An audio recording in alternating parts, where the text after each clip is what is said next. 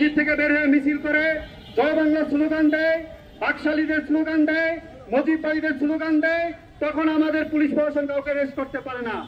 Police প্রশাসন জানে না এখানে কারা জড়ো হচ্ছে, কারা মিছিল করছে, কারা এখানে হট্টগোল তৈরি করছে।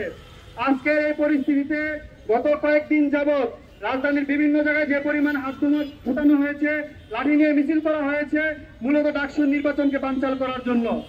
আগামীকাল ডাকসুর ইলেকশন, এই ইলেকশনকে কেন্দ্র করে আমরা জানতে পেরেছি আমাদের যারা লেজুর ভিত্তিক সংগঠনগুলো আছে, ছাত্র সংগঠন, তাদের মাদার সংগঠনগুলা আমাদের ক্যাম্পাসের চারপাশে তাদের লোকজন অবস্থান নিয়ে ধরা হবে। আমরা তাদেরকে স্পষ্টভাবে বলে দিতে চাই, যদি আগামীকাল ঢাকা ইউনিভার্সিটির ভিতরে কোন রকম বিশৃঙ্খলা তৈরি করার চেষ্টা করা হয় কিংবা ক্যাম্পাসের আশেপাশে কেউ জড়ো হয়, তাহলে আমরা সেই জুলাইকে আবার নেমে নিয়ে আসবো শাহবাগে। আমরা সরল ছাত্র জনতায় অবস্থান নিব।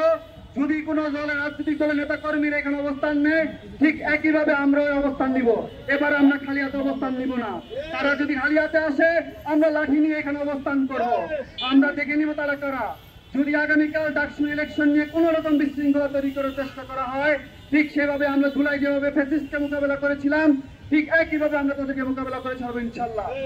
আমরা সর্বশেষ একটি বিষয় বলে দিতে চাই, আমরা জানতে পেরেছি ট্রাইব্যুনাল টাকার বিনিময়ে রাজসাক্ষী করার পায়তারা করছে বিভিন্ন সন্ত্রাসীদের। আমরা তাদেরকে বলে দিতে চাই, যদি কোন রাজনৈতিক দলের নেতা কিংবা প্রশাসনের উচ্চ পর্যায়ের কাউকে রাজসাক্ষী করা হয় টাকার বিনিময়ে, তাহলে আমরা এই আন্তর্জাতিক অপরাধ ট্রাইব্যুনাল এটা আমরা ঘেরাও দিব। আমরা দেখে নিব কিভাবে আপনারা তাকে রাজসাক্ষী বানান। দ্বিতীয় বিষয়, স্বরাষ্ট্র মন্ত্রণালয়কে স্পষ্ট করে বলে দিতে চাই, আপনি যদি ঠিক না হন, আমরা ডাকসু নির্বাচনের কারণে এতদিন কোনো কর্মসূচি দেইনি। আমরা আলটিমেটাম দিয়েছিলাম সচিবালয় ঘেরাও দিব, যে সচিবালয় ঘেরাও দেয়নি। 9 তারিখ ডাকসু নির্বাচন শেষ হবে।